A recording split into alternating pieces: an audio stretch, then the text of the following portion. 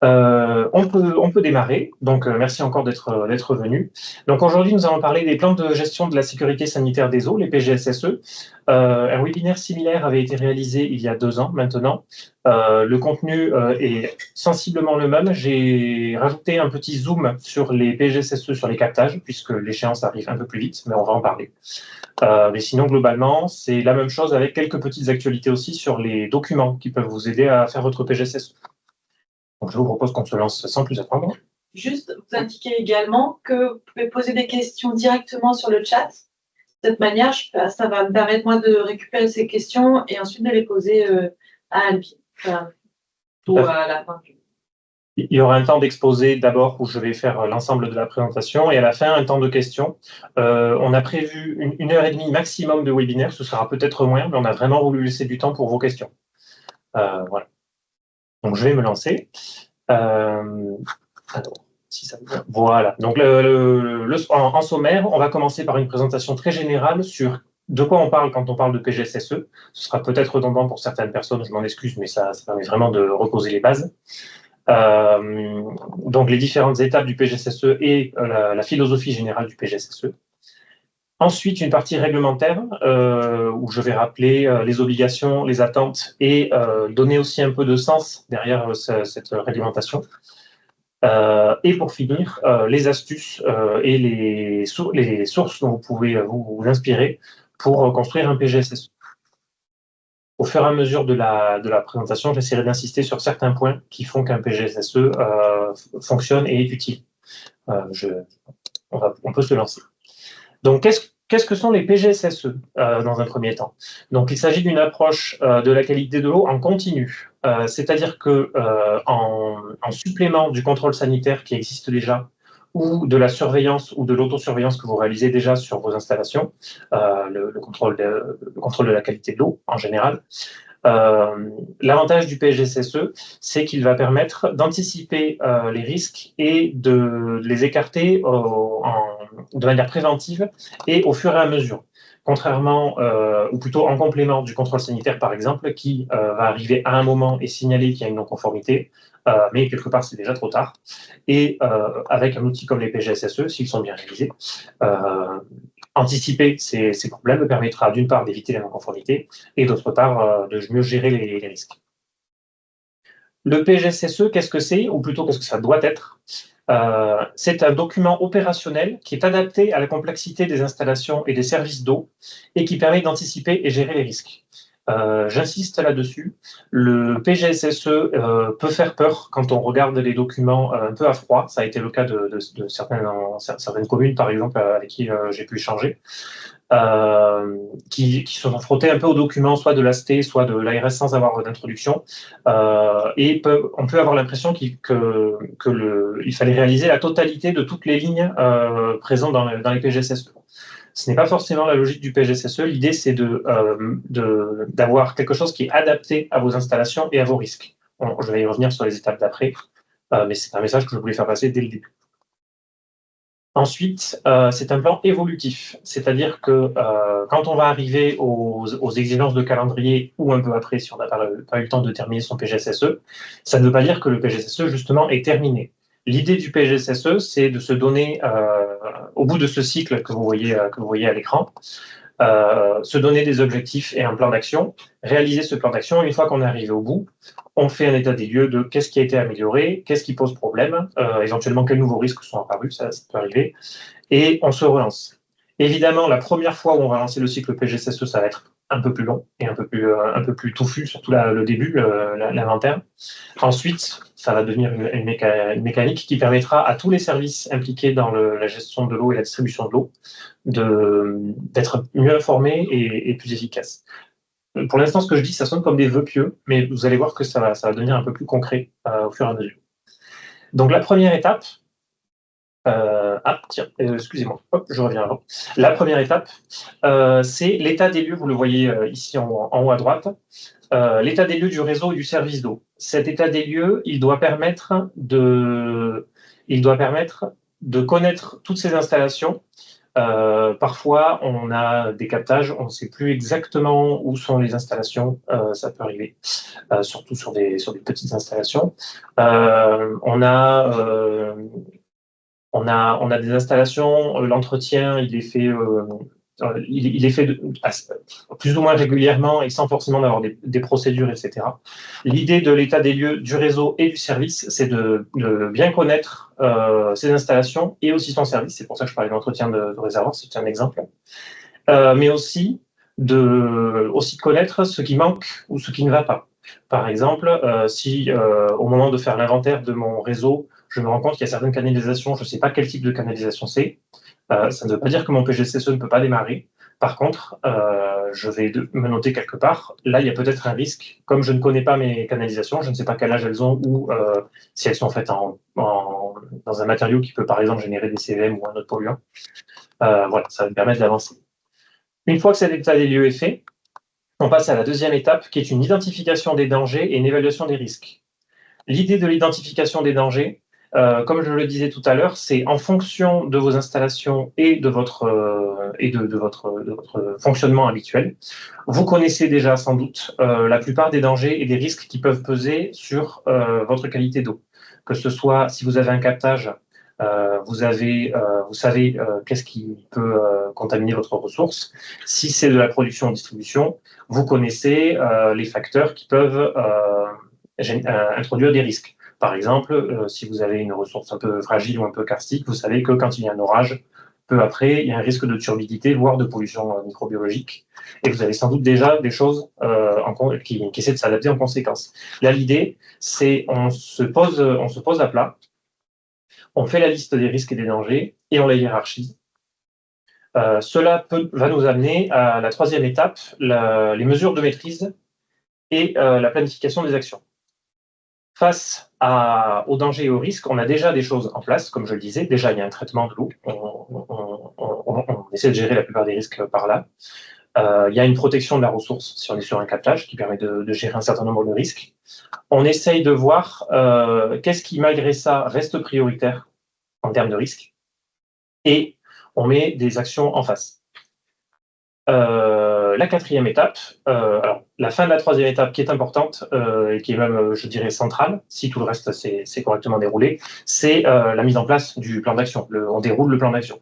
C'est-à-dire, on s'est donné des priorités. Par exemple, mon traitement, il me faut une pompe à chlore. Ça peut être fait dans tant de mois. Il faut que je reprenne certains aspects de ma protection de captage, ça peut prendre un certain temps. Je planifie tout ça. Ça me permet aussi de rationaliser le budget que je mets en face de chaque mesure. Une fois que j'ai passé un an ou une grande étape de mon PGCSE, par exemple, je passe à la phase 4, suivi, mise à jour et amélioration. Je regarde ce qui a marché, ce qui n'a pas marché, ce que je n'ai peut-être pas réussi à faire ou à finir dans les temps. Et suivant les risques qui restent prioritaires, je recommence. Évidemment, en recommençant avec la phase 1, ça va être plus allégé parce qu'on aura déjà la plupart des informations. Mais c'est cette idée-là, en général, que l'on suit. Concernant la réglementation, donc quelles sont les obligations et les attentes?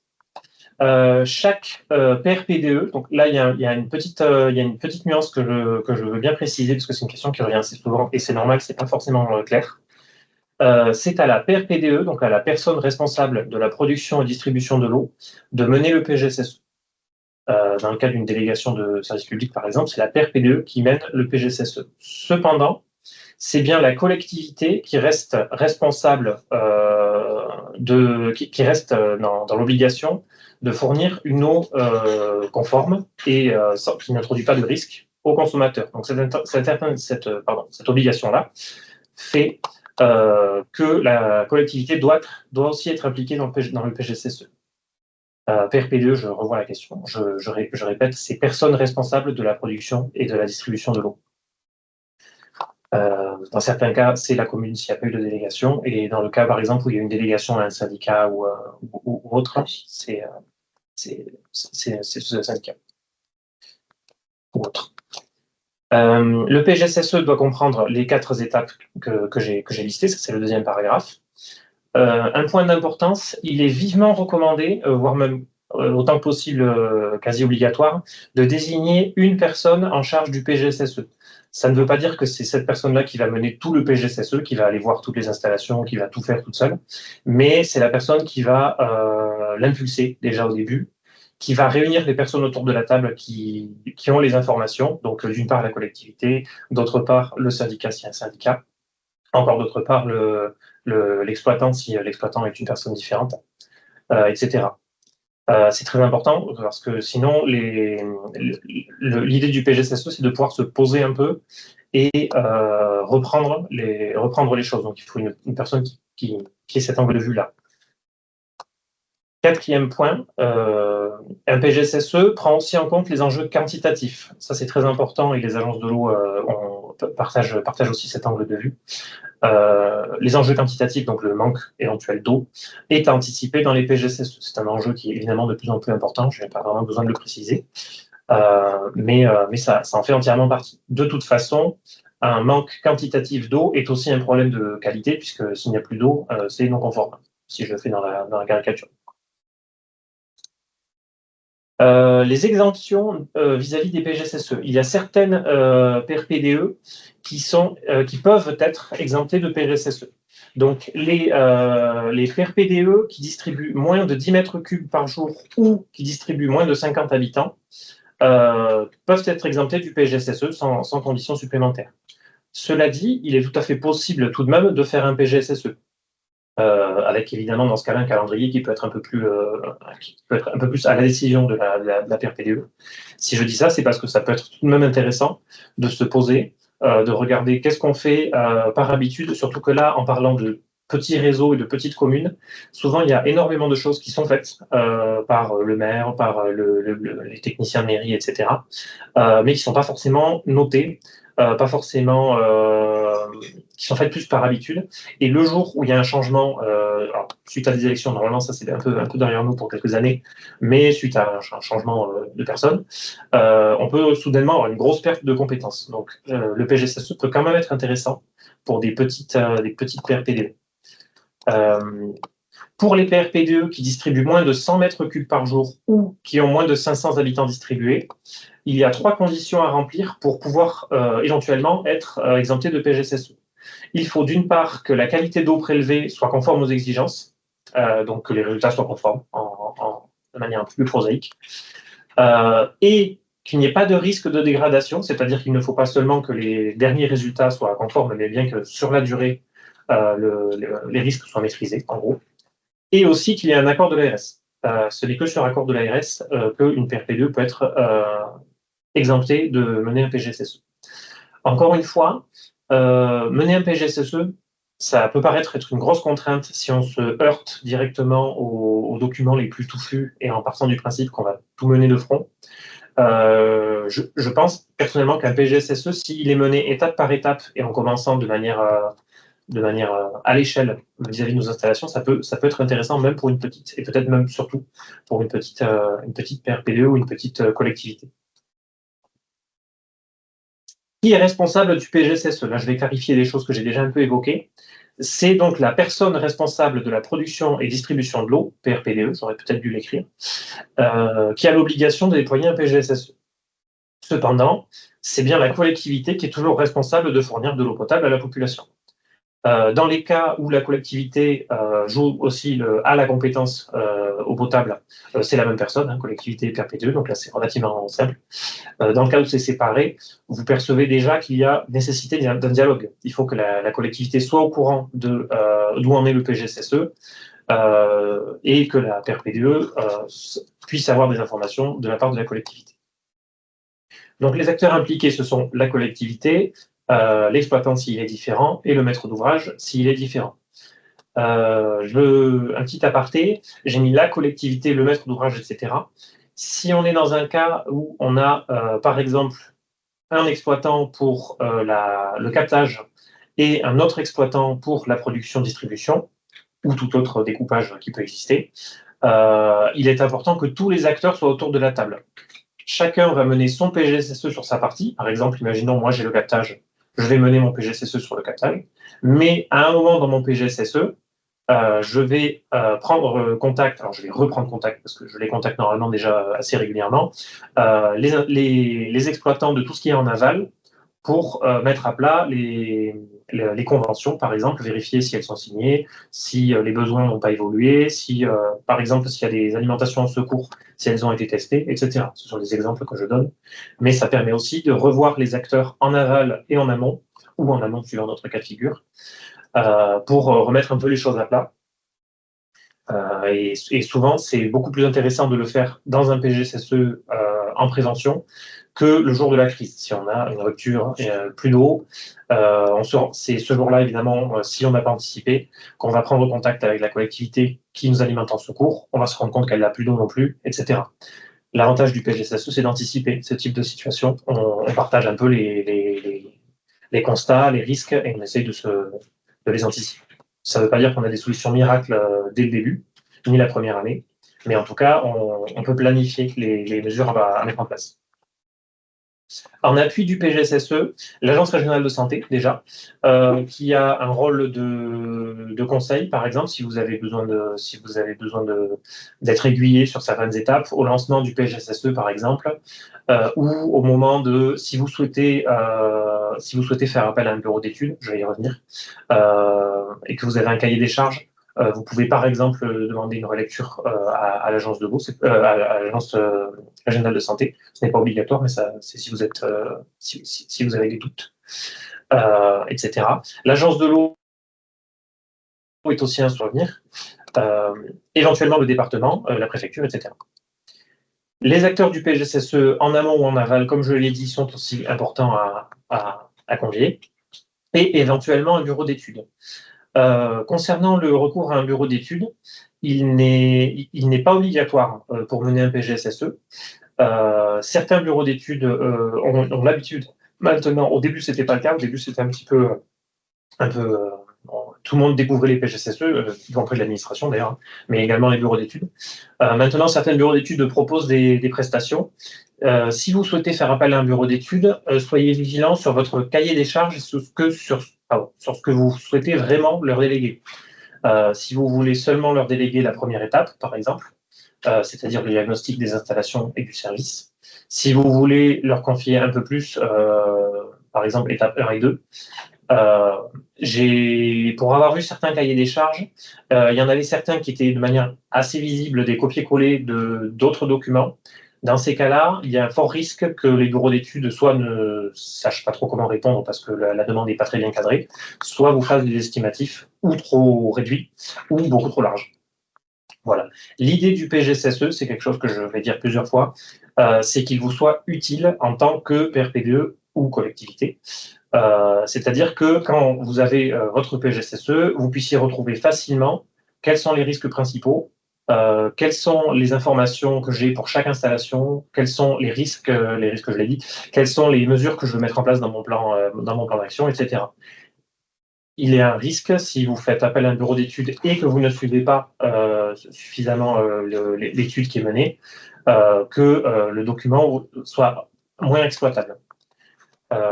Donc, si vous faites appel à un bureau d'études, soyez vigilant à ça. Qu'est-ce que contient un PGSSE? D'après la réglementation, qu'est-ce que doit contenir un PGSSE? Donc là, c'est une synthèse des textes réglementaires. Une identification des acteurs et des mesures de gestion, c'est-à-dire identifier, en plus de ce que j'ai dit, c'est-à-dire les installations et les services, donc les personnes qui travaillent sur l'eau, etc., sur votre réseau, les mesures qui existent déjà, le traitement, identifier chaque étape de traitement, identifier quelles sont les limites et les faiblesses, par exemple, du traitement qu'on connaît déjà,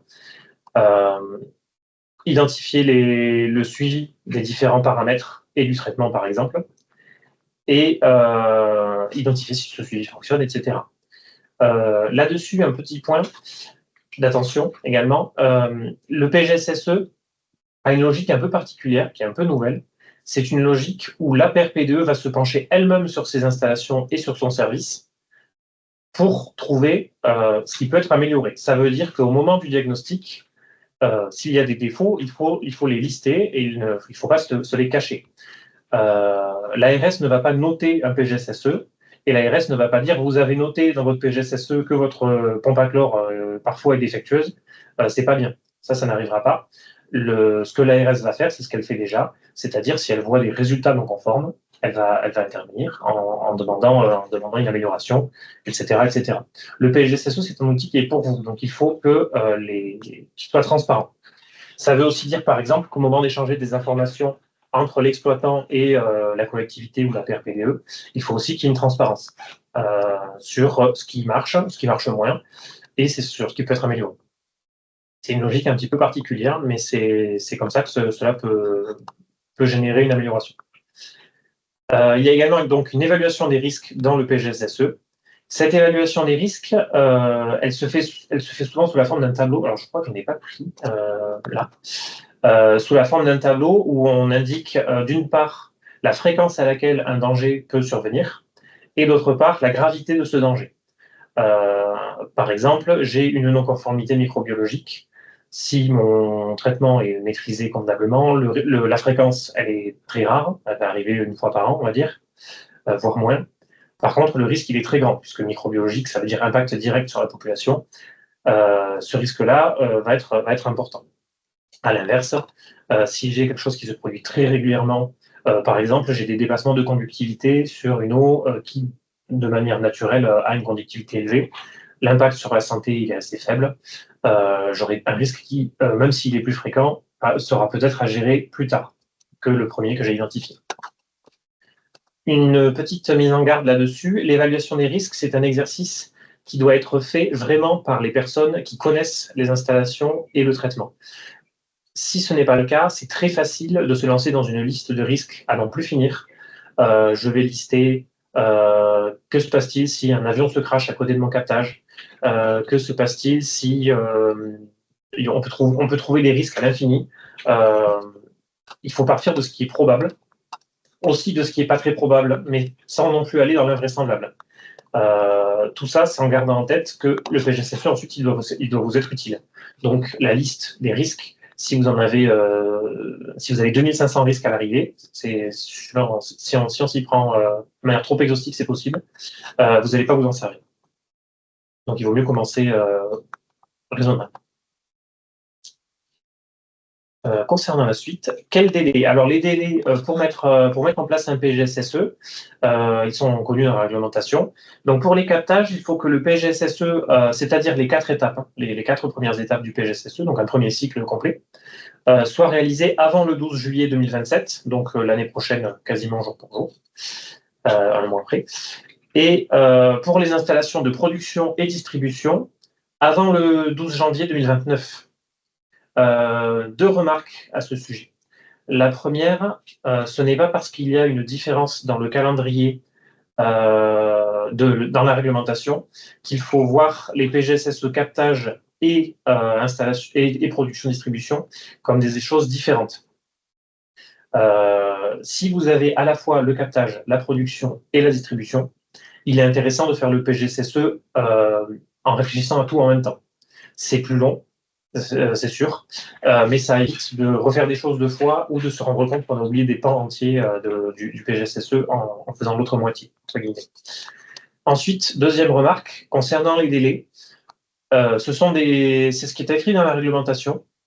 Cela dit, pour être tout à fait honnête, il est préférable de partir sur un PGSSE que vous réalisez, vous, de manière sérieuse, en identifiant bien vos risques et en mettant en face des mesures de gestion qui ressemblent à votre réseau et que vous savez faisables, quitte à dépasser un peu du délai, plutôt que de se dire « Ouh là là, c'est dans un an, je vais demander ça à un bureau d'études en le raccrochant vite fait à mon schéma directeur au dernier moment. Il va me rendre un rapport, comme ça je pourrais le donner à l'ARS, c'est parfait. » Et au final, ça ne va pas vous servir. Et honnêtement, l'ARS, ça ne va pas lui servir à grand-chose non plus. Je caricature volontairement, mais c'est pour bien insister sur cet aspect. Je réponds à la question de Jolie, et de toute façon, c'est un point logique. Si le délai n'est pas respecté, il y a de la part des PRPDE une obligation de donner un état d'avancement du PGSSE. Donc, si on voit que la démarche est lancée, que les choses vont aussi vite que possible dans le contexte, mais que ça va dépasser des délais, de manière raisonnable, bien sûr, ça ne posera sans doute pas de problème. Si on se rend compte en avril 2027 qu'il n'y a pas de bilan de où est-ce qu'on en est, ou que la question ne s'est même pas posée auprès de la PRPDE, là, il y aura une discussion à avoir. En termes de sanctions, pour l'instant, il n'y a pas de détails, mais il faut lancer la démarche. Le dernier point de cette slide, pour la mise à jour du plan, la réglementation prévoit au plus tard tous les 6 ans, c'est-à-dire maximum tous les 6 ans, et à chaque fois que nécessaire. J'ai rajouté, il est cependant, ça c'est pas la réglementation qui dit, c'est moi, mais c'est partagé par tous les collègues de l'ARS Occitanie, il est vivement recommandé de faire un point d'avancement plus régulièrement, puisque le PGSSE a objectif de vous servir au quotidien. Alors, au quotidien, en tout cas, régulièrement. Si vous faites un plan que vous ne revisitez que tous les 6 ans, il est très probable que le plan ne soit pas efficace, puisque personne ne se rappellera au bout de 6 ans où est-ce qu'on en était des indicateurs, etc. etc. Donc, 6 ans, c'est vraiment le maximum. Il vaut mieux faire une petite revisite de chaque étape du PGSSE, par exemple, quand je sais que j'ai une action, par exemple, je suis sur un captage où jusqu'ici, j'ai jamais eu de risque de problème quantitatif. J'ai toujours eu de l'eau autant que nécessaire. Je fais mon PGSSE, j'identifie d'autres risques, microbiologiques, etc. Et je me rends compte au bout de 8 mois après le départ de mon PGSSE que j'ai ma ressource qui se raréfie. Là, je fais une mise à jour de mon PGSSE, j'attends pas 6 ans, ou 5 ans et quelques mois du coup. Pourquoi? Parce que d'une part, ça permet au PGSSE de rester vivant, et d'autre part, ça permet surtout que je puisse le mettre à jour petit morceau par petit morceau. Et ça évite qu'au bout de 6 ans, je retombe sur mon PGSSE et je ne sais plus où j'en ai. Voilà pour les délais. En termes d'attendu, à tout moment, à partir des délais de la réglementation, on ne va pas vous le demander demain, le PGSSE peut être demandé par l'ARS, la préfecture ou l'agence de l'eau dans son intégralité. Alors, c'est à la demande de l'ARS, préfecture ou agence de l'eau. Honnêtement, il faudrait un motif particulier pour le demander. On va pas les demander très régulièrement parce que déjà, on ne serait pas forcément en capacité de tous les traiter au fur et à mesure. Et ensuite, parce que c'est surtout un outil qui doit servir à la PRPDE, donc à vous. En revanche, autre attendu, dès la réalisation du PGSSE, dès que vous avez terminé une fois le cycle PGSSE, les 4 grandes étapes, il y a un résumé du PGSSE qui doit être transmis à l'ARS. Ce résumé, il a pendant longtemps, on n'avait pas d'exemple. Maintenant, il y en a un qui existe, mais je vais en parler plus tard. Un exemple qui existe. Donc, transmis à l'ARS, à la préfecture et à l'agence de l'eau. Ce résumé doit être mis à disposition du public en ligne et à la mairie.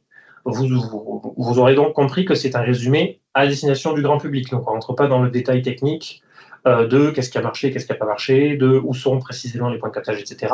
C'est un résumé généraliste qui sert aussi à faire la promotion des actions qui sont menées. Souvent, le grand public se pose la question de comment est gérée l'eau potable quand il y a un problème. Là, ce résumé est aussi l'occasion de lister les choses qui ont été faites au fur et à mesure. Ce résumé est mis à jour. Quand on met à jour le PGSSE, ça paraît assez évident. Ensuite, au plus tard pour le 1er avril 2027, puis au 1er avril de chaque année suivante, une information cette fois-ci plus technique sur l'élaboration ou la mise à jour du PGSSE. Quand je dis plus technique, ça ne veut pas dire que ce sera forcément plus long ou plus exhaustif, mais c'est un résumé adressé à l'ARS. Donc, c'est un résumé qui va noter sur quel point ça avance, sur quel point éventuellement ça freine, etc. Concernant les captages, ce résumé du 1er avril contient des informations supplémentaires. L'arrêté, la réglementation décrit ces informations, là je ne les ai pas notées pour pas saturer la slide, j'y reviens pas.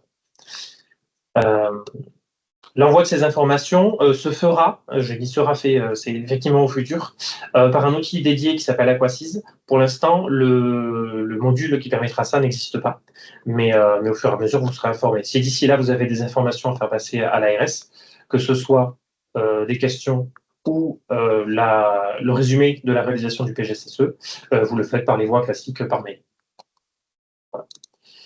Un zoom sur les captages, puisque c'est l'échéance qui arrive, qui est plus proche, et que c'était un peu l'idée de la région d'aujourd'hui. Donc l'obligation, c'est bien le 12 juillet 2027. L'exemption d'un PGSSE pour un captage, elle est possible dans un cas tellement rare que j'en parle que maintenant, et je crois qu'en Occitanie, le cas ne se présente pas. C'est le cas où la déclaration d'utilité publique a déterminé qu'il n'y avait que le périmètre de protection immédiat qui était nécessaire.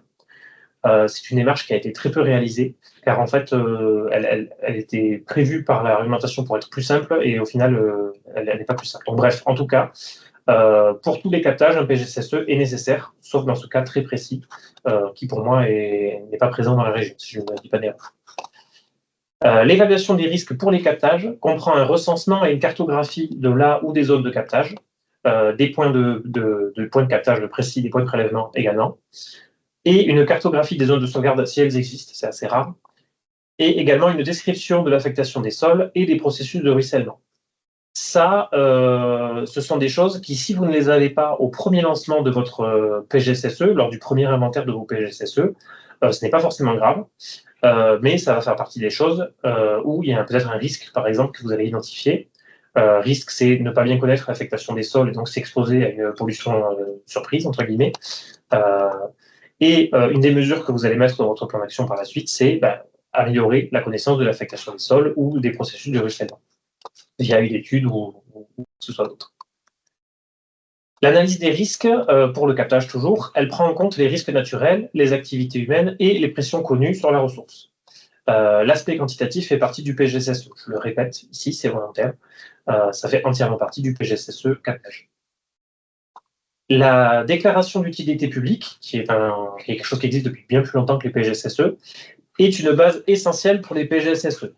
Si, dans votre cas précis, vous n'avez pas terminé la déclaration d'utilité publique ou qu'elle est datée et qu'elle ne correspond plus à la réalité du terrain, au moment de faire votre plan d'action, il y a de fortes chances que une des premières actions, ce soit mettre en place la déclaration d'utilité publique et les périmètres de protection qui vont avec, la mettre à jour ou la terminer si elle n'est pas menée. Donc ça ne remplace pas la déclaration d'utilité publique, bien au contraire, ça s'appuie dessus. Donc si vous l'avez terminée, cette déclaration d'utilité publique, le PGSSE, c'est aussi l'occasion de reprendre les prescriptions de l'arrêté, voir si tout est à jour. L'arrêté prévoit des clôtures, est-ce que ces clôtures sont en bon état?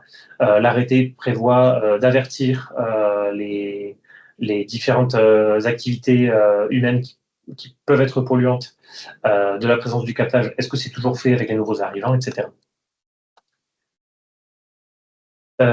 Pour construire un PGSSE, quelques points d'attention. Il y en a sans doute certains que j'ai vus, mais je répéterai si c'est nécessaire. Un PGSSE doit être un outil pour la PRPDE. La collectivité, le maître d'ouvrage et l'exploitant, si ce sont des personnes différentes, ce n'est pas toujours le cas, doivent connaître le PGSSE et échanger en bonne intelligence pour qu'il soit efficace, pour qu'il soit utile. Le PGSSE doit être adapté aux installations et aux services d'eau sur lesquels il porte. Les risques et mesures de gestion sont propres à chaque situation. Si vous êtes une petite collectivité avec un ou quelques captages, une station de traitement ou juste une chloration ou quelque chose d'assez simple, ce qui ne veut pas forcément dire simple à gérer, mais simple en procédé, et une distribution d'un ou de quelques hameaux, vous allez évidemment avoir une liste de risques qui va être très différente d'un syndicat installé sur un endroit où il y a beaucoup d'activités agricoles, des stations d'épuration en amont, etc., etc. Donc, cette liste des risques et des mesures de gestion, elle doit dépendre de vos installations. J'insiste, car les deux biais qu'il peut y avoir, c'est soit on va copier un document qu'on a trouvé quelque part sur un autre PGSSE ou un document type de l'AST ou de l'ARS, et on va avoir une liste de risques beaucoup trop grande, ou alors qui ne correspondra pas à ce qui existe vraiment chez nous. soit, de l'autre côté, on fait réaliser toutes ces étapes par une bureau d'études ou par son prestataire, par un prestataire, de manière générale, et on ne maîtrise pas vraiment la raison et le déroulé du plan d'action et les différents risques identifiés. Donc il faut faire attention à ça. C'est toujours pour que ce soit utilisable par vous, à votre échelle. Le PGSSE doit donc être utilisable et pragmatique, comme je le disais. Mieux vaut commencer par un PGSSE réduit avec quelques mesures phares et surtout qui correspondent vraiment au risque que vous connaissez, pour ensuite progresser d'année en année. Le PGSSE, si vous oubliez un risque majeur sur vos installations, il y a un problème, le PGSSE n'est pas bien fait. Par contre, si vous oubliez des petits risques mineurs que vous n'aviez pas vu venir, ça fait partie du PGSSE. En le déroulant, vous vous rendez compte que des nouveaux risques arrivent, c'est pas grave. La prochaine fois que vous revisitez le PGSSE, vous les introduisez. Si ce sont des risques qui sont plus importants que ceux que vous connaissiez déjà, vous mettez des actions en conséquence en face. Le recours à un bureau d'études n'est pas obligatoire. Il est possible et il peut être aidant si la demande formulée au bureau d'études est bien bornée et claire. Les ressources utiles, là, c'est quelque chose qui s'est un peu étoffé en 2025, notamment, et aussi en 2024. Donc, sur le site de l'ARS, toujours à peu près les mêmes documents. Nous avons une plaquette très synthétique sur les PGSSE qui rappelle les différentes étapes et les échéances. Il y a également des fiches PGSSE qui vont un peu plus dans le détail, mais qui restent synthétiques. Et pour un document plus complet, le guide PGSSE Occitanie. On a réalisé ce guide d'abord avec les collègues de l'ARS Occitanie à destination des PRPDE parfois plus réduites en taille ou en complexité d'installation et qui doivent mener un PGSSE sans baisser les attentes, hein, mais plus à la hauteur de ce qu'elles connaissent. Donc quelque chose un guide un peu plus synthétique. Le site de l'ASTE propose depuis un moment maintenant un certain nombre de documents et en propose de plus en plus. Donc, dans un premier temps, il proposait le guide PGSSE, qui est un guide pour le coup plus complet. Si vous l'utilisez, le PGSSE est décliné en 12 étapes. Donc, il rentre plus dans le détail en décomposant les étapes. Ce n'est absolument pas un problème, on retrouve les mêmes orientations. C'est juste que nous, pour une étape, comme on l'a découpé en 4 étapes, là, chaque étape va être redécoupée pour vraiment ne rien oublier. Mais c'est des façons d'organiser la pensée différentes.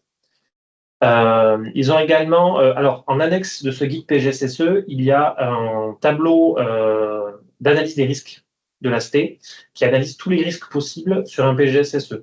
J'en parle volontairement puisque certaines collectivités s'en sont servies, et c'est très bien, pour voir si elles n'avaient pas oublié des risques. Cette utilisation, c'est bien.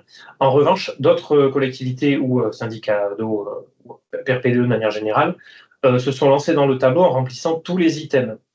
C'est un tableau qui est extrêmement massif, il y a 1300 lignes de mémoire.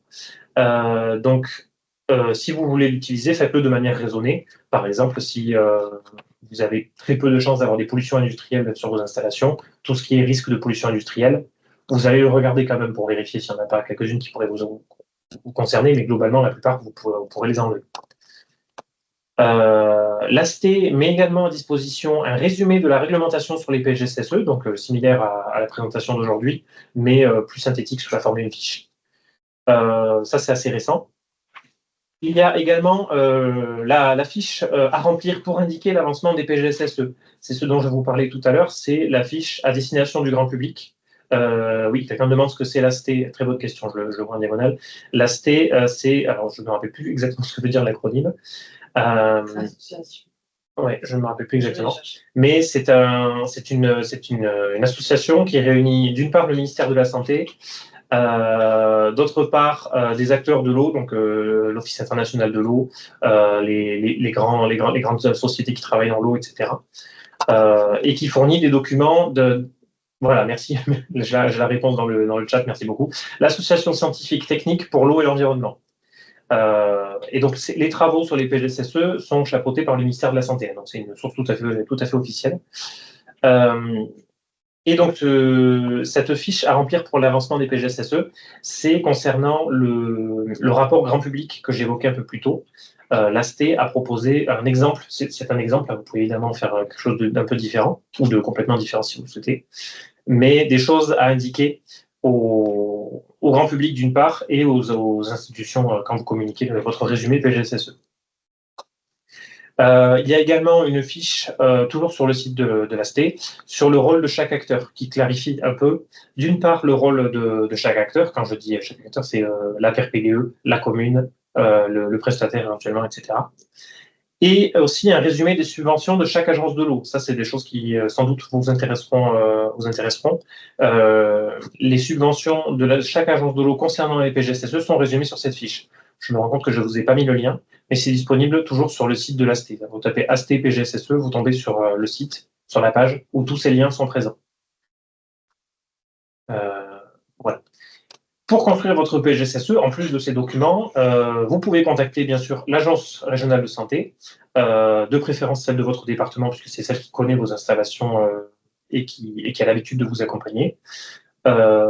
N'oubliez pas de les informer que vous démarrez un PGSSE, parce qu'ils peuvent vous apporter des conseils ou vous avertir éventuellement d'un risque de biais qui pourrait être sur votre PGSSE. L'agence de l'eau peut également vous aider en termes de financement, selon des modalités qui diffèrent selon les agences, mais justement la fiche de l'AST résume ces modalités. Selon les départements, le conseil départemental propose aussi parfois un accompagnement financier et ou technique. Certains proposent par exemple des documents types, des conseils pour mener le PGSSE, voire des financements pour certains aspects du PGSSE. Mais là, ça dépend des départements. Je n'ai pas en tête les différentes modalités. Si je ne fais pas erreur, je pense que c'est bon. Oui, parfait. Et donc, on va pouvoir passer à la partie questions-réponses. Donc, on va commencer par les questions qui ont été posées jusqu'ici. Et si vous avez des questions, évidemment, n'hésitez pas à les mettre dans le chat. On va les traiter au fur et à mesure. Il y a eu beaucoup de questions. Tant mieux. C'est toute la santé. Je vous mets quand même dans le chat les adresses, le lien du site internet de l'ARS Occitanie avec les contacts départementaux, parce que je pense que ça peut toujours être utile pour contacter vos référents en cas de question aussi. Je vais commencer à te poser des questions, Albine. La première, pourriez-vous nous faire parvenir la présentation, soit par mail ou soit par lien dans cette conversation? Alors, dans cette conversation, oui, on doit pouvoir faire ça. Je vais même le faire tout de suite. On pourra partager, je pense, de toute manière sur le site internet. Voilà. Ce sera la présentation et du coup la présentation et les discussions qu'on a seront partagées sur le site de l'ARS. Et là, je vais vous mettre la conversation si je la trouve.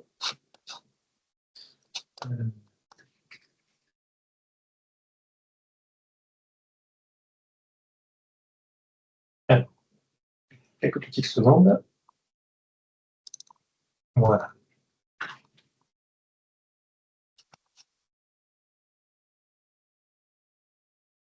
C'est bon. Oui, normalement, ça. Alors, il y a peut-être un petit temps de chargement, mais normalement, c'est bon. Ok. Alors, première question. Existe-t-il une trame, un modèle type? Alors, c'est une question qui est revenue plusieurs fois sur le PGSSE. Est-ce qu'il y a des exemples? Alors, une trame type, pour faire synthétique, je vais répondre non, même si la réponse est un peu plus compliquée que ça. Il n'y a pas d'exemple à suivre à la lettre. Ça, je pense que vous l'aurez déjà compris avec ma présentation, puisque l'idée, c'est que le PGSSE ressemble à vos installations et à vos risques. Cependant, il est évident que c'est tout de même plus facile de mener des choses nouvelles, comme par exemple une analyse de risque, avec quelques exemples en tête. À ce titre, vous pouvez d'une part regarder le guide de PGSSE de l'ARS Occitanie, qui a été fait justement dans cette optique-là, de proposer une ligne directrice plus qu'un exemple à copier. Et également le guide de l'AST, qui, malgré le fait que les étapes ne soient pas tout à fait comptées pareil, est tout à fait utilisable.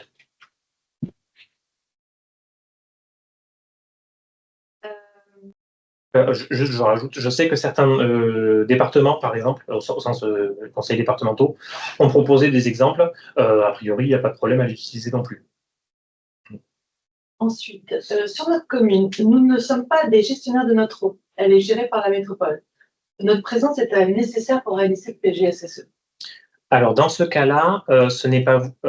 Donc, dans le cas qui est assez général, hein, où vous n'êtes pas directement en charge de la compétence eau, c'est à la PRPDE, donc dans ce cas-là, pas à vous, de mener le PGSSE, de l'impulser, de le diriger, de le rythmer. Cependant, normalement, vous allez être convié au moins à une partie du processus du PGSSE, donc pas à toutes les réunions, mais par exemple à toutes celles qui concernent vos installations, votre collectivité, etc. Si vous savez qu'un PGSSE est mené et qu'à aucun moment vous n'êtes contacté, retournez-vous vers dans ce cas-là, la métropole ou vers le syndicat ou quoi que ce soit pour voir ce qu'il en est. C'est chaque commune qui va créer leur PGSSE, pardon, ou c'est le gérant, le fournisseur d'eau? Alors, c'est une question qui revient. Oui, c'est autour de cette question de la répartition des rôles. Il y a également un document, je ne crois pas que je l'ai mis, mais sur la page de l'AST, si je l'ai noté, sur la page de l'AST, vous avez le document qui recense la répartition des rôles, justement, qui répond à la plupart de ces questions-là, et qui également donne liste les subventions des différentes agences de l'eau. Ça, c'est pas tout à fait la même question, mais voilà, les choses sont précisées là. Pour répondre à la question de manière générale, la collectivité, si elle a la compétence eau, mène le PGSSE, déroule le PGSSE et l'active. Si c'est par exemple un syndicat ou autre qui est PRPDE, donc qui a la compétence eau par délégation, c'est ce syndicat ou autre qui mène le PGSSE, mais qui convie les communes. Et les communes ont vraiment tout intérêt à savoir ce qu'il en est et où on en est du PGSSE. Pourquoi? Parce que si ce n'est pas le cas, au moment de changer de prestataire, par exemple, si c'est un prestataire, ou s'il y a un changement de syndicat, alors c'est assez rare, mais ça peut arriver, si la collectivité ne connaît pas du tout le PGSSE et ne sait pas où il en est, il y a un risque que l'information soit perdue, qu'il faille tout reprendre à zéro, ce qui n'est pas du tout confortable. Donc voilà, il vaut mieux partager l'information en amont. Alors là, je vais mixer quelques questions. C'est par rapport au schéma directeur et au plan communal de sauvegarde. Plusieurs questions sur ce sujet-là pour savoir comment ça s'articule. Oui. Est-ce que le schéma directeur de l'eau potable peut aider pour réaliser son PGSSE ou inversement? Voilà, est-ce qu'on peut faire un petit point entre ce schéma directeur, le plan communal de sauvegarde et le PGSSE? Tout à fait. C'est évidemment une très bonne idée de s'inspirer de ce qui est utilisé dans le schéma directeur pour alimenter le PGSSE. Et si vous le faites dans votre ordre chronologique, si vous avez fait le PGSSE avant votre mise à jour du schéma directeur, vous vous servez de ce qu'il y a dans le PGSSE pour le schéma directeur. Ce sont tout de même deux logiques légèrement différentes, puisque le schéma directeur va plus faire un diagnostic à un moment donné. Le PGSSE a pour but ensuite d'être utilisé en continu. Ça veut dire que si vous les faites les deux de front, par exemple, si vous prévoyez un cahier des charges pour un bureau d'études ou un prestataire, ou dans une délégation de service public avec et le schéma directeur et le PGSSE, prévoyez bien, vous pouvez les mettre ensemble, il n'y a pas de problème, mais prévoyez bien des paragraphes séparés. Si je dis ça, c'est parce que j'ai déjà vu ce type de document où la partie PGSSE, c'était seulement un morceau de cahier des charges qui avait été sans doute pris sur le site de l'AST, qui avait été collé à la fin du schéma directeur. On sentait bien que les personnes répondant à l'appel d'offres allaient être bien embêtées pour répondre à tout en bloc. Mais oui, c'est possible. C'est même fait assez souvent. Nous utilisons de l'eau de rivière pour notre usine d'affinage et d'emballage de fromage. Est-ce que c'est à nous de faire le PGSSE? Alors, pour les industries agroalimentaires, ce n'est pas un PGSSE à proprement parler, puisque le PGSSE, c'est pour la production-distribution d'eau potable en langue classique, d'eau destinée à la consommation humaine, donc du réseau public. Pour tout ce qui est agroalimentaire, c'est une réglementation à part. Il y a des obligations qui sont un peu similaires, mais pas d'obligation de PGSSE. Les industriels ayant une unité de potabilisation suivie par l'ARS pour leur utilisation sont-ils concernés par le PGSSE? Alors, normalement, la partie pour les pour l'agroalimentaire, la partie qui sert au processus agroalimentaire n'est pas concernée. Vous ne devez pas mener un PGSE pour cette partie-là. Par contre, vous devez toujours, voilà, tout ce qui est contrôle de l'ARS et les mesures à mettre en place éventuellement sont toujours d'actualité, bien sûr. Alors, cette fois-ci, ça concerne un peu les exemptions. Tu as parlé de 100 mètres cubes. C'est une moyenne annuelle, c'est une moyenne. C'est quoi comme... Alors, c'est pas précisé par la réglementation, donc je serais tenté de dire moyenne annuelle 100 mètres cubes par jour. Oui, en moyenne annuelle. Ça, c'est ce qui paraît le plus logique. Et donc, un village qui est alimenté par un captage est soumis au PGSE, quelle que soit la taille du village. Alors, si la PRPDE distribue moins de 50 habitants, c'est elle qui choisit de faire un PGSE ou non, il n'y a pas d'obligation. Si la PRPDE distribue moins de 500 habitants, donc 10 fois plus, elle peut être exemptée si elle répond aux 3 conditions qu'on avait un peu plus haut, à savoir que l'eau soit de qualité satisfaisante, qu'elle soit conforme à la réglementation, que cette conformité soit stable dans le temps, qu'il n'y ait pas de dégradation possible, voilà, pas de dégradation prévisible en tout cas, parce que possible, c'est toujours possible, et surtout que la demande soit déposée à l'ARS et que l'ARS accepte que cette PRPDE-là ne mène pas de PGSE, livraison d'affaires. La question revient souvent, donc je me la pose à moi-même. La demande, pour l'instant, il n'y a pas de document officiel qui indique comment faire la demande, mais je pense que ça va venir dans la réglementation, et d'ici là, vous pouvez vous adresser à votre ARS départementale comme d'habitude. Pour les communes où la gestion de l'eau est suivie par un délégataire, que doit le délégataire à la collectivité en termes de documents de suivi? Alors, le délégataire doit... ça va dépendre... ça va dépendre du contrat. Ce sont des choses, par contre, effectivement, à stipuler dans le contrat de délégation de service public. Évidemment, si vous n'aviez pas commencé, vous ne pouviez pas l'indiquer avant, mais c'est quelque chose à prévoir à l'avenir dans vos futurs contrats de délégation. Et dans l'idéal, il faut partager au maximum les informations et l'état d'avancement du PGSSE. Voilà, ça dépend tellement des cas que j'aurais du mal à faire une réponse plus précise, et je m'en excuse. Mais c'est la typologie des installations est malheureusement très grande. Et il y a des questions voilà, qui sont à peu près similaires, hein, notamment celle-ci qui dit c'est chaque commune qui doit créer leur PGSSE ou c'est leur gérant fournisseur. Donc en fait, ça va dépendre des contrats. Alors, il y a une double question dans cette question. Si votre fournisseur d'eau, on l'entend au sens quelqu'un qui a le captage et la production d'eau, mais que vous êtes en charge de la distribution d'eau, vous devez mener un PGSSE sur votre distribution. Alors, seulement sur la distribution, du coup, mais vous devez tout de même la mener. Par contre, si vous êtes dans le cas où vous êtes une collectivité qui a délégué la totalité de sa compétence eau potable à, par exemple, un syndicat d'eau, là, c'est bien au syndicat de mener le PGSSE, mais c'est à lui de vous informer de l'avancement et à vous de mettre à disposition toutes les informations qui lui permettra de mener le PGSSE. Par exemple, certains points comme l'occupation des sols, entre autres, c'est la collectivité qui va pouvoir donner au syndicat les éléments. Alors, question suivante, un peu différente. Comment est désignée la PRPDE? Alors, la PRPDE, je répète, si déjà nous avons un cours de route, personne responsable de la production et distribution de l'eau. Par défaut, si on suit la réglementation bêtement, c'est d'abord la collectivité. Si la collectivité fait une délégation de service public, elle délègue une partie de ses responsabilités, mais normalement la totalité de la gestion à ce prestataire de service public. Donc ça peut être un syndicat d'eau, ça peut être une société privée, ça peut être... il y a plusieurs cas de figure, il existe une métropole, comme ça a été cité tout à l'heure. La commune garde toujours et gardera toujours une responsabilité majeure, c'est celle de mettre à disposition de tous ses habitants une eau conforme à la réglementation. Donc, la formule exacte, c'est ne présentant pas de risque pour la santé, etc. Ça n'est pas délégable.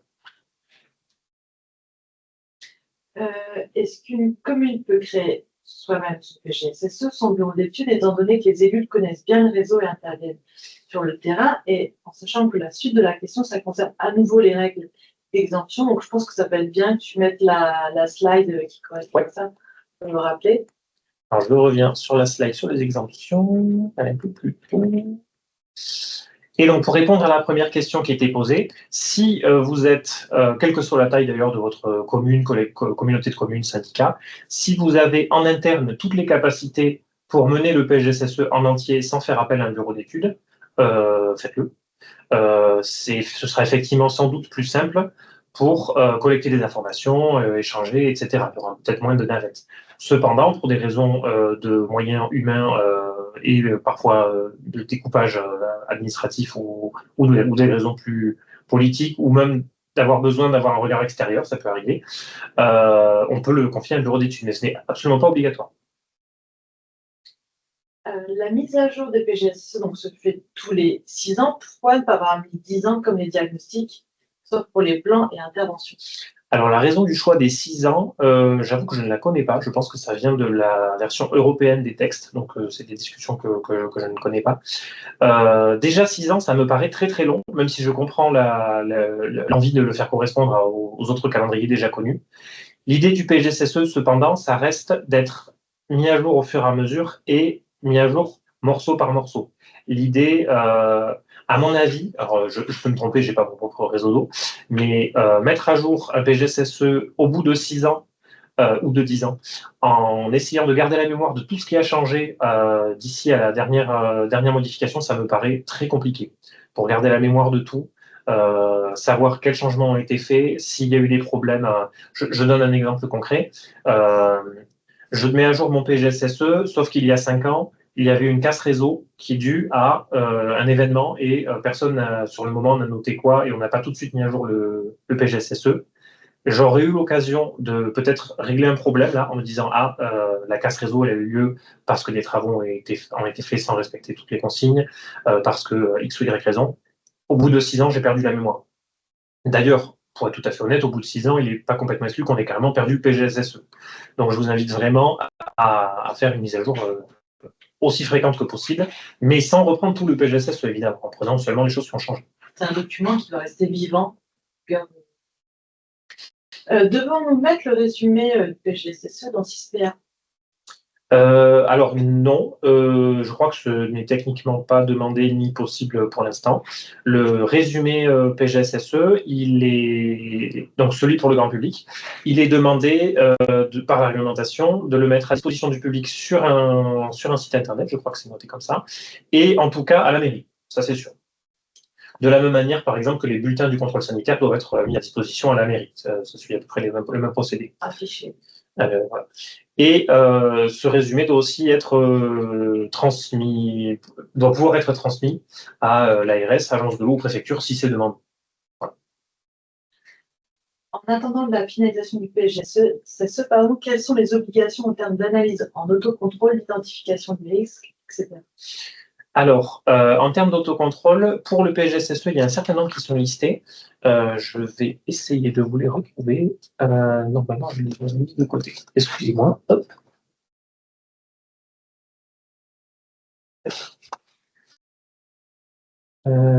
Alors. Hop. Est-ce que je vais là. Je vais essayer de vous les retrouver.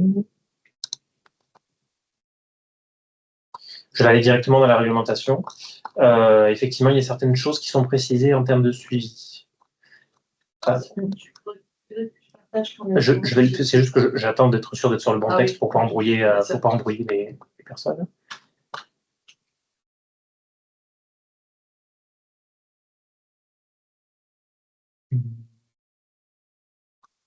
Ah voilà, c'est ici.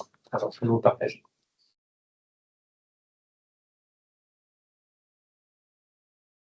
Voilà. Il y a un petit temps pour que ça s'affiche.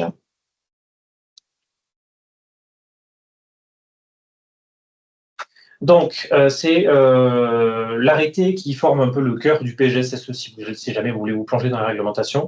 C'est l'arrêté du 3 janvier 2023 relatif au plan de gestion de la sécurité sanitaire des eaux, donc le PGSSE.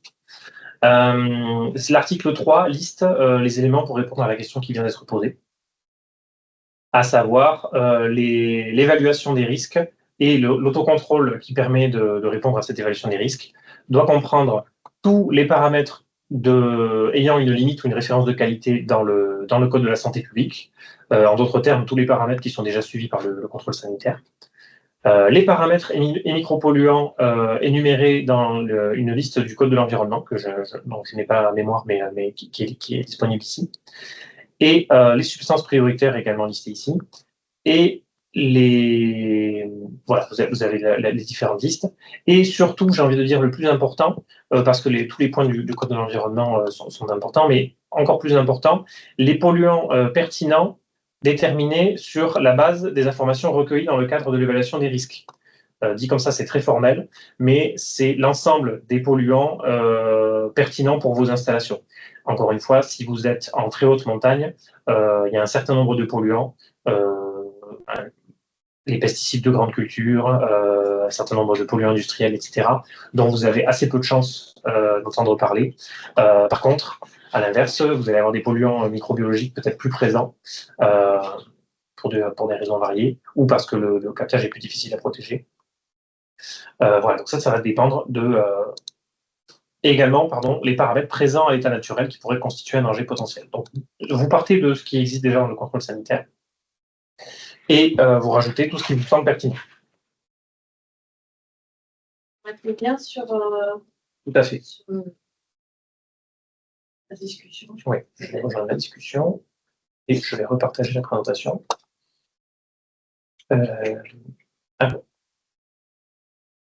Hop.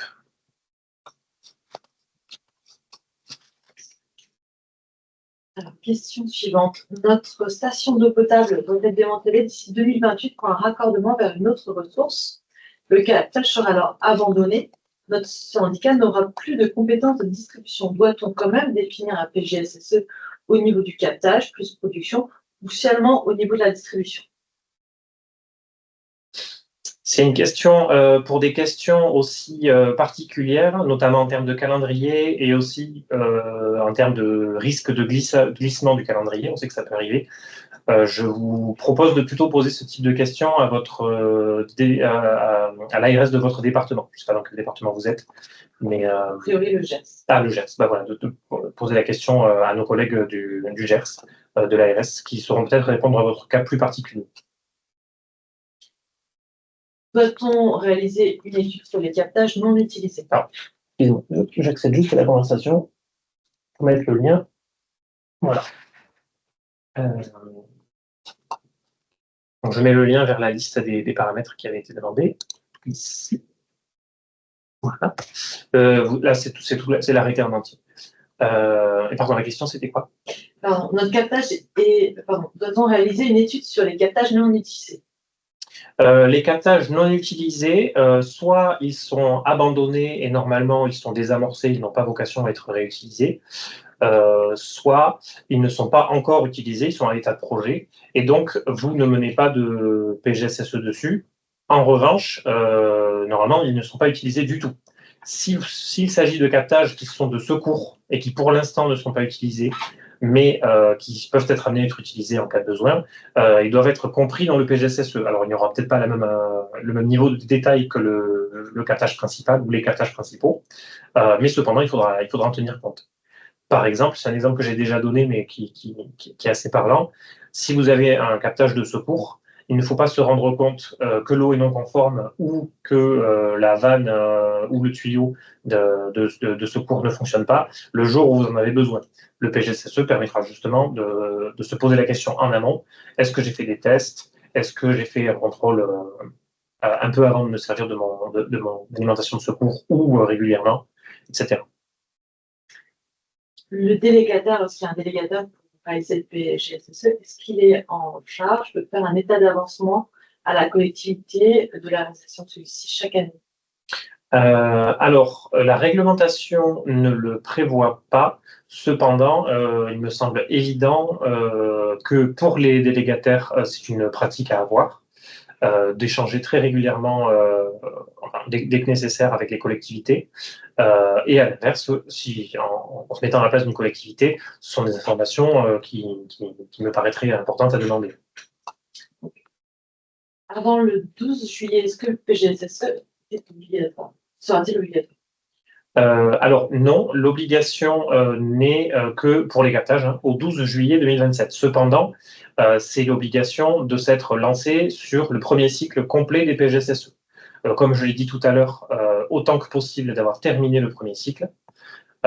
Donc, il serait très mal avisé de s'y prendre 2 mois avant, ou même 6 mois avant, parce que ça prend quand même un certain temps. Surtout si on veut le faire en tenant vraiment compte du terrain. Nous avons un captage privé dont l'eau est mise à disposition à des personnes qui viennent à l'abbaye. Le volume est inférieur à 1000 mètres cubes jour. Sommes-nous tenus au PGSSE? Pour les captages privés, c'est un petit peu différent. Il y a des obligations qui sont similaires, mais là encore, pour les cas particuliers, là, ça me semble être un cas assez particulier. Je vous invite à poser la question à votre ARS de département. Est-il possible de consulter un PGSSE terminé pour avoir un exemple?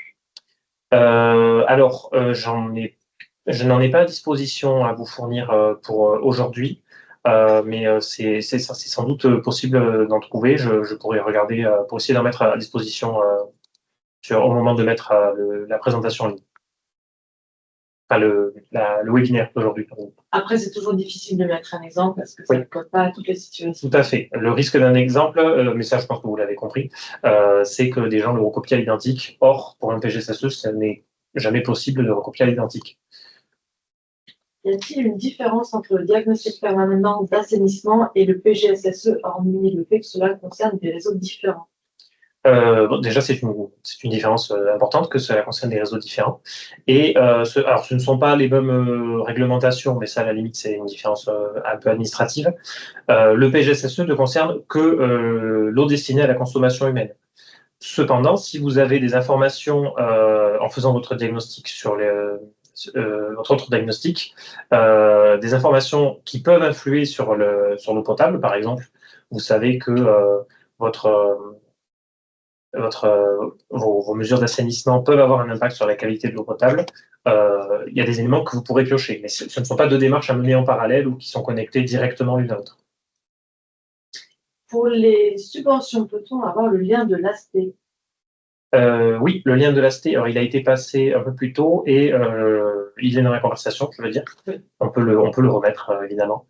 Et en tapant AST et PGSSE, c'est la première page sur laquelle on tombe. Mais on va remettre le lien. Y a-t-il une différence entre le diagnostic permanent d'assainissement? Pardon, est-ce que le PGSSE prévoit la communication avec la commune et ses habitants en cas de crise? Alors, le PGSSE est un outil de prévention et d'anticipation. Donc, en théorie, le PGSSE ne sert pas à résoudre la crise. En revanche, il sert à anticiper les crises.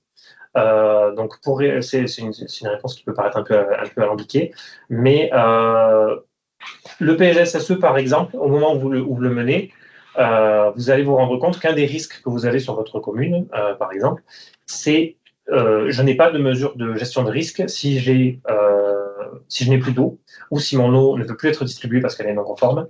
Je n'ai pas de mesure de gestion des risques. Le PGSSE va pouvoir, avec mon PGSSE, par exemple, je vais mettre en place une action qui va être je veux des procédures de gestion de crise, et plus que ça, je veux que ces procédures elles soient au bon endroit, c'est-à-dire qu'elles soient au bureau de la personne qui devra gérer la crise, qu'elles soient à jour, etc. C'est souvent plus important que la procédure soit au bon endroit que son existence. Par contre, le PGSSE ne va pas résoudre les crises. Ce n'est pas au moment de la crise qu'on va remettre à jour le PGSSE, ce sera après. À quoi correspond la DUP? Alors, DUP, c'est la déclaration d'utilité publique du captage. Donc, c'est le procédé par lequel on autorise un captage d'eau à être un captage reconnu d'utilité publique pour desservir de l'eau potable à la population. Donc, il y a une démarche à déposer auprès de la préfecture qui est instruite par l'ARS et la DDT, DDTM si vous êtes concerné.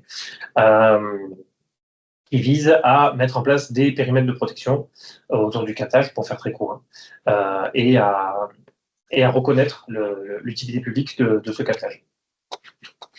Pouvez-vous nous faire un mail aux communes avec les liens pour trouver facilement tous ces éléments, informations sur les aides, afin de pouvoir s'appuyer dessus pour les prochains jours. Merci. Tout à fait. Je pense que ce sera la modalité la plus simple. Donc, on fera un mail à la même liste de diffusion que celle qui a été utilisée pour les invitations, avec la liste des liens utiles. Sur la commune de Camon, nous avons un captage, nous produisons et distribuons pour la majorité de la commune. Par contre, géographiquement, un mot est desservi par un prestataire. Merci de nous confirmer ou pas que nous devons, mairie, réaliser un PGSSE sur cette partie, et ou que nous devons réclamer ce PGSSE au SNDEA. Je pense que c'est un peu la même réponse, c'est-à-dire que c'est pour voir avec la délégation. Ouais, poser la question à la délégation de l'Ariège, du coup, si c'est le SMDEA. Et le SMDEA a commencé à s'engager donc pour les Ariégeois qui sont présents ici, et Ariégeoises. Le SMDEA, qui est un gros syndicat en Ariège, a commencé les PGSSE, mais n'a pas forcément tout lancé partout, forcément, s'ils ont un grand nombre d'installations. Donc, contacter l'ARS de l'Ariège et éventuellement poser la question au SMDEA pour savoir où est-ce qu'ils en sont. Quelle différence entre le PGSSE et le diagnostic permanent côté assainissement? Moi, je crois qu'on a déjà répondu à cette question. On est sur une démarche similaire, pas la peine. Une partie de la commune est alimentée par un syndicat mixte pour des raisons géographiques et le reste via la régie communale. Peut-on s'appuyer sur le PGSSE du syndicat? Oui, toujours pareil. Si le découpage est un peu particulier, vous pouvez poser la question aux collègues de l'ARS de votre département pour rappeler la règle générale pour les questions de ce type. Les installations dont vous avez la gestion de la compétence eau potable, vous devez mener des PGSSE dessus. Si vous avez des installations qui soit ne sont pas du tout à vous, par exemple un captage en amont qui n'est peut-être même pas sur votre département ou votre région, ou vous n'avez pas la compétence en tout cas, là, vous n'allez pas mener le PGSSE sur cette partie, mais si tout se passe bien, vous allez être invité au PGSSE des personnes qui en ont la charge. Si ce n'est pas le cas, manifestez-vous auprès d'eux. Nous sommes en pleine révision de la DEP. Comment produire le PGSSE si cette révision n'est pas terminée avant le 12 juillet 2027? Y aura-t-il une dérogation au délai? Alors, c'est une bonne question. La DUP, comme je l'ai dit tout à l'heure, elle est très importante pour mener le PGSSE. Si votre DUP n'est pas terminée ou n'est pas lancée ou mériterait une mise à jour conséquente, ça ne vous empêche pas de faire le PGSSE, mais effectivement, mieux vaut d'abord terminer votre DUP, sauf si c'est dans une échéance qui se compte en années au pluriel, là, ça paraît mal parti. Mais la DUP, en faisant la DUP, la déclaration d'utilité publique, vous allez avoir des informations qui vont vous être utiles pour le PGSSE. Donc, il vaut mieux faire comme ça. Et au moment de faire donc avant le 1er avril 2027, au moment d'informer l'ARS d'où vous en êtes sur votre PGSSE, si vous justifiez que le PGSSE est un peu retardé parce que la DUP est en cours, normalement, ça ne posera pas de problème. Pour le risque sur l'évolution quantitative de la ressource, il faut des compétences d'hydrogéologue pour l'évaluer. Ce n'est pas du niveau du PRP2. Jusqu'à quelle finesse doit-on aller? Alors pour la finesse exacte, je suis un peu en incapacité de vous répondre précisément. Ça risque de dépendre de votre cas de figure. Pour certains captages, les choses sont pas forcément simples, mais faisables à déterminer. Pour d'autres, effectivement, il faut une étude assez poussée. Sur les fuites d'eau, est-ce que ça fait partie des risques à analyser dans le cas du PGSSE? Tout à fait. Comme le risque quantitatif, donc le risque de manque d'eau en quantité, fait partie du PGSSE, évidemment, la présence de fuites est à prendre en compte. D'une part, parce que les fuites peuvent jouer sur la quantité d'eau. D'autre part, parce que les fuites peuvent, dans certains cas, introduire des polluants dans le réseau. Et enfin, parce que les fuites, souvent, vont avec une connaissance imparfaite, on va dire, du réseau. C'est-à-dire que si on ne connaît pas les fuites, il y a fort à parier qu'on ne connaisse pas forcément l'emplacement exact des tuyaux, leur composition, éventuellement si on a des branchements en laiton ou comprenant du plomb, etc. Donc, ça va être une des choses sur lesquelles avancer, les fuites. Pas forcément la plus importante, suivant les risques qui existent chez vous, mais ça en fera partie. Là, c'est plus une remarque qu'une question. On n'a pas une seule entrée pour diffuser les données, que ce soit sur le PGSSE, le schéma directeur, le résumé du PGSSE, la saisie sur 6PA, saisie sur Aquacide, et les mises à jour des interventions annuelles. C'est une excellente question. Ce serait bienvenu, effectivement. Des simplifications administratives sont en cours sur différentes démarches, mais là, pour celle-ci, pour l'instant, elle passe par l'ARS sous ce canal-là. Et, enfin, voilà, ça dépend. Disons que 6PA, pour le coup, c'est pas nous qui sommes en gestion. Oui. Sur, 6PA, c'est plutôt pour l'agence de l'eau. Enfin, c'est même et puis, tout ne peut pas être envoyé sur le même canal, parce que ça, voilà, ça répond à des différences réglementaires, différents acteurs, donc il y a ça aussi à se prendre en compte. Mais on a connaissance que c'est assez complexe pour les PRPDE de remplir tout ça, donc on essaie de limiter dans la mesure du possible. Quelle est la valeur juridique du PGSSE? Est-il opposable au tiers en cas de manquement ou de litige? Alors, dans l'immense majorité des cas, je ne veux pas couvrir tous les cas de litige, évidemment, puisque chaque litige peut être unique.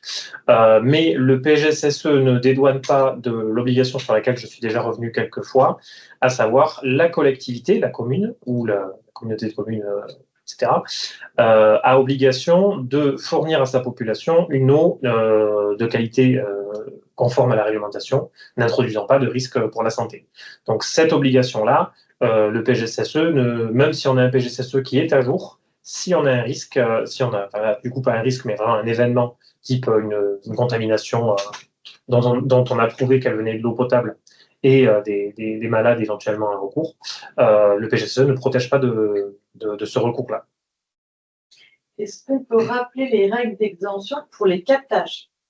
La règle d'exemption pour les captages, alors je vais aller la retrouver dans mon diaporama. Elle existe dans la réglementation, mais donc là c'est le premier paragraphe. Mais très honnêtement, je crois qu'en Occitanie, elle n'est pas applicable, non pas parce qu'on ne veut pas l'appliquer, mais parce que c'est seulement pour les captages où la déclaration d'utilité publique a été terminée et a déterminé que seul un périmètre de protection immédiat suffisait à la protection de la ressource.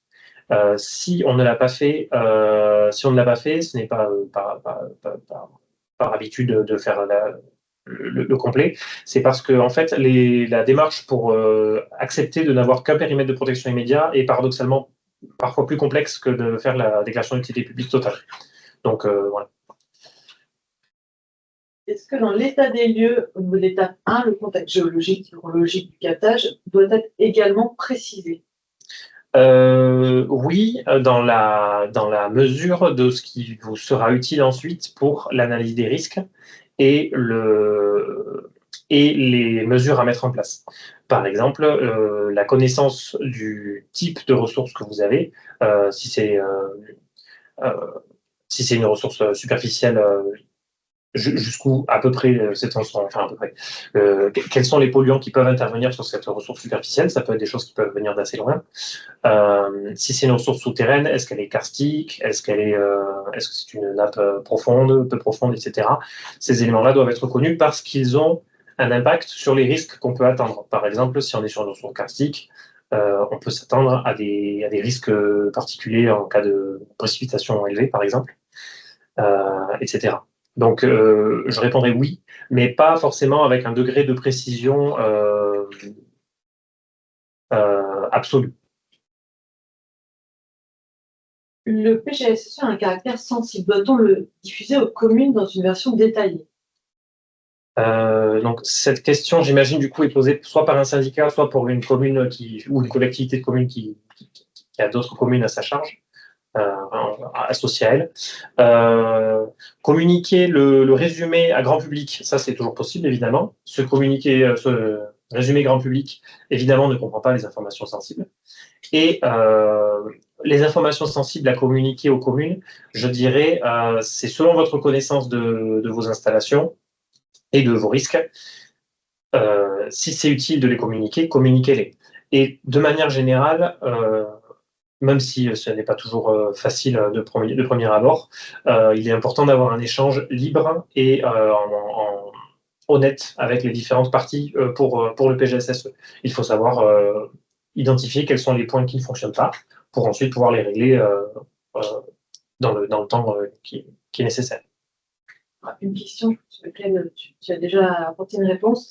La DUP n'est pas terminée. Pouvons-nous lancer le PGSSE? Oui, oui. Par contre, au moment, vous risquez d'avoir des informations pour votre première étape du PGSSE qui vont venir en faisant la DUP. Donc, soyez juste vigilants au calendrier pour ne pas faire des doublons, tout simplement. Et de manière générale, sur la DUP comme sur les PGSSE, n'hésitez pas à contacter votre ARS départementale pour dire où vous en êtes. Et ils sauront vous guider s'il y a besoin de faire des choses avant, de mettre des choses avant d'autres. Autre question, quel est le lien avec le plan interne communal de sauvegarde des communes et PGSSE? Je crois qu'on Je suis pas sûr, mais j'avoue que cette question-là, je ne pense pas connaître la réponse. Plan intercommunal de sauvegarde, il faut qu'on étudie ça. Je sais juste que si vous avez des zones de... Je crois que je l'ai mis là, d'ailleurs.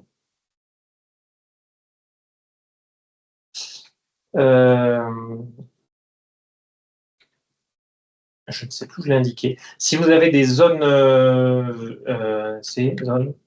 zones de sauvegarde, alors, le nom exact m'échappe, je suis désolé. Le plan intercommunal de sauvegarde. Oui, mais qui, je crois, détermine des zones de... Je ne sais plus exactement, comme quoi il n'y a pas que pour vous que parfois la multiplication de plans est assez complexe à suivre. Bref, si vous avez ce type de zone, il faut évidemment les recenser dans votre PGSSE, et s'il y a des mesures qui sont prescrites dans le cadre de ces zones, il faut que ça fasse partie du PGSSE. Ça ne veut pas dire que l'un dépend de l'autre obligatoirement, mais voilà, c'est à prendre en compte. Le PGSSE concerne-t-il également les particuliers de la commune qui ont leur propre captage, généralement sans DUP, captage qui a une limite de plusieurs maisons d'un hameau? Alors, pour ce genre de situation, n'hésitez pas d'une part à informer votre commune si ce n'est pas le cas, parce que la commune peut être, doit connaître ces informations normalement, et également à poser la question à votre ARS départementale éventuellement. Pour répondre en bref, non, pour les captages privés, il n'y a pas de nécessité de faire un PGSSE. En revanche, il y a des obligations qu'il faut connaître, et il vaut mieux les connaître avant qu'il y ait éventuellement un incident. Donc, contactez votre commune et l'ARS. La compétence de production, adduction est à une collectivité 1, la compétence distribution à la collectivité 2, qui achète à la collectivité 1 et vend à la collectivité 3. C'est compliqué. Comment articuler le PGSSE? La collectivité 1 va mener le PGSSE sur son captage et sa production, si j'ai bien suivi. Ouais. La collectivité 2 va mener le PGSSE sur sa distribution, parce qu'elle n'a que sa distribution, et la collectivité 3 va mener le PGSSE sur sa propre, de la collectivité 3, zone de distribution. En revanche, un des points importants du PGSSE, ça va être d'être sûr que les contrats qui encadrent les ventes d'eau ou les conventions qui encadrent les ventes d'eau sont bien signées, bien connues de tout le monde, qu'elles sont fonctionnelles en cas de crise ou de tension, etc. Voilà. Doit-on faire un état des lieux des poteaux incendies dans un PGSSE? Alors, dans la mesure où ils peuvent introduire un risque, alors normalement microbiologique pas trop, ça peut arriver, et un risque quantitatif, oui, il faut les inclure effectivement. Alors, un état des lieux, encore une fois, attention au niveau de détail, ne rentrez pas forcément trop dans le détail, mais savoir combien vous en avez, où ils sont situés, et si leur utilisation est fréquente ou pas, par exemple pour savoir si ça peut générer des tensions en volume d'eau, ça va être intéressant. Tout ça dans l'optique, bien sûr, par exemple, pour ce risque-là, si je vois que c'est un risque très important, je sais que j'ai un de mes hameaux, je caricature une partie de ma distribution, qui est en tension d'eau et sur lequel il y a des poteaux incendies qui, pour l'instant, n'ont pas servi, mais qui pourraient, je vais peut-être devoir prévoir une alimentation de secours, prévoir un échange avec le SDIS, les pompiers, en somme, pour en discuter, etc. Après, on n'utilisera pas les poteaux, enfin l'eau destinée à la sécurité incendie pour de l'eau potable. Non, bien sûr, on n'utilise jamais. Ce ne sera pas voilà. un secours. On n'utilise jamais l'eau des poteaux incendies pour l'alimentation en eau potable parce qu'il n'y a absolument rien qui certifie qu'elle est conforme. Il y a de fortes chances qu'elle ne soit pas conforme du tout. En général, oui, elle n'est pas conforme. Les captages prioritaires doivent-ils être spécifiquement identifiés dans le PGSSE? Quelle information doit apparaître dans le cadre d'une démarche ZSCE? Oui, les captages prioritaires sont particulièrement concernés par les PGSSE au sens où, pour les captages prioritaires, il y a un certain nombre d'obligations et de mesures en plus. Le PGSSE s'y inscrit. L'objectif, encore une fois, ce n'est pas de rajouter des redondances. Si vous avez des informations que vous allez collecter au moment de la démarche ZSCE, par exemple, ça va servir au PGSSE. Le PGSSE va aussi, en retour, servir à identifier quels sont les points qui peuvent manquer la démarche ZSCE. Qu'est-ce qui fait, par exemple, qu'elle n'est pas, que certains aspects ne sont pas fonctionnels ou ne correspondent pas au calendrier attendu. ZSCE, zone de sauvegarde.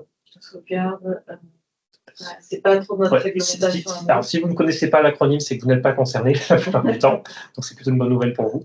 Ce sont des zones identifiées par le ministère de l'Environnement plutôt, et pas de la Santé, pour des actions prioritaires. Zones soumises à contraintes environnementales. Voilà, zones soumises à contraintes environnementales. Voilà, ce sont des zones qui sont identifiées comme, qui sont identifiées comme plus soumises à des pollutions souvent diffuses et qui sont identifiées pour des actions un peu plus prioritaires. On arrive à je crois que c'était la fin des questions, mais il en reste une. Pouvez-vous nous définir la notion de captage prioritaire? Oui, alors captage prioritaire, ça ne dépend pas directement de l'ARS, c'est plutôt du ressort de la DREAL et des DDTM. Ce sont des captages qui ont été identifiés de par la pollution des masses d'eau en général comme prioritaires, évidemment, donc pour lesquels il y a des actions supplémentaires à mettre en place. Si vous avez un captage prioritaire, vous avez plus que probablement déjà en tête des obligations et des choses à faire en plus en termes de protection de la ressource, de communication auprès des acteurs, par exemple agricoles, mais industriels aussi, etc. etc. Si vous n'avez pas de captage prioritaire, c'est assez normal que ce ne soit pas forcément clair dans votre tête.